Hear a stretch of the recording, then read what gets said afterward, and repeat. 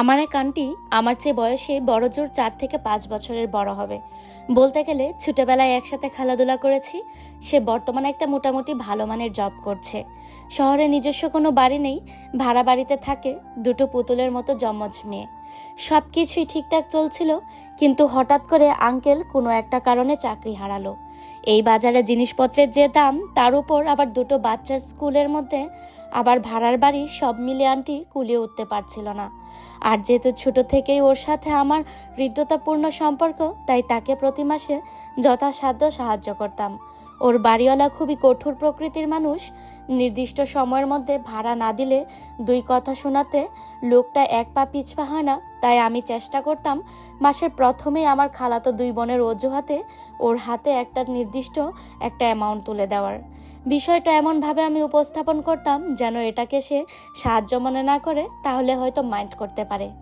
গোলযোগটা তখন বাঁধল যখন গত মাসে একটা কাজে আমাকে ঢাকা যেতে হয়েছিল এবং 12 দিন ওখানে থাকতে হয়েছিল। ফোনের রিংয়ের শব্দে হাত বাড়িয়ে আন্টির নাম্বারটা দেখে যখন ফোনটা রিসিভ করলাম, সে কেমন আছি, কোথায় আছি, কি করছি কিছুই জিজ্ঞেস না করে জাস্ট সরাসরি আমাকে বলল, এতটা ইরেসপন্সিবল হলে হয় না। আজকে মাসের 5 তারিখ সে তার টাকা পায়নি, তারপর বিকাশ নাম্বারটা দিয়ে লাইনটা কেটে দিল। না, আমি ওকে টাকা পাঠাইনি, আর কোনোদিন পাঠাবো না, কারণ আমার সাহায্যকে, আমার উপহারকে সে তার পাওনা হিসেবে ধরে নিয়েছে, যেন আমি ওর কাছ থেকে লোন নিয়েছি। এখন সেটা পূরণ করতে আমি বাধ্য। বাস স্টপ থেকে আমার চেম্বার খুব কাছেই হাঁটা পথ, তবুও ভিড় ঠেলে হাঁটতে ইচ্ছে করে না। প্রতিদিনই একজন বৃদ্ধ রিকশাওয়ালা আমাকে নিয়ে যায়, ভাড়া 10 টাকা, তবেও আমি ওনাকে 20 টাকা দেই। একজন অতি বৃদ্ধ মানুষ রিকশা চালাচ্ছে দেখেই খারাপ লাগে। সেদিন 20 টাকার কোনো নোট আমার কাছে ছিল না, ন্যায্য ভাড়া 10 টাকাই দিলাম। সঙ্গে সঙ্গে তীব্র প্রতিবাদ, আর 10 টাকা কোথায়? আমি তাকে দাঁড়াতে বললাম, ভেতরে ঢুকে গেলাম এবং আমার অ্যাসিস্ট্যান্ট মেয়েটির হাত দিয়ে আরও 10 টাকা পাঠিয়ে দিলাম। সাথে এও বলতে বললাম, আগামীকাল থেকে যেন আমার জন্য সে অপেক্ষা না করে। তাকে আমার আর প্রয়োজন নেই। ওখানে মোটামুটি 10 থেকে 15টা রিক্সা এমনিতেই দাঁড়িয়ে থাকে। হসপিটালের এক সিনিয়র আপু খুব অনুনয় বিনয় করে বললেন, এই মাস থেকে রোস্টারে ওনাকে সপ্তাহে একটা করে নাইট ডিউটি দেওয়া হয়েছে, কিন্তু ওনার হাজব্যান্ড নাইট ডিউটি অ্যালাউ করে না। তো প্রথম সপ্তাহটা যদি আমি সাহায্য করে দেই, তাহলে উনি কৃতজ্ঞ থাকবেন।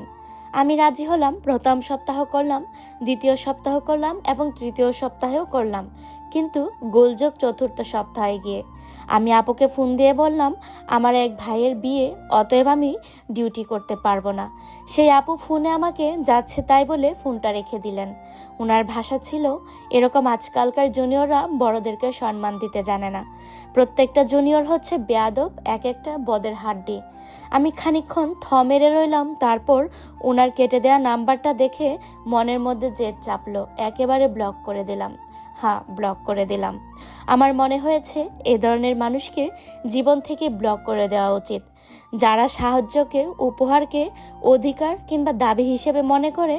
আর সবচেয়ে তেতো সত্য হচ্ছে, এই ধরনের মানুষের সংখ্যাই আমাদের আশেপাশে সবচেয়ে বেশি।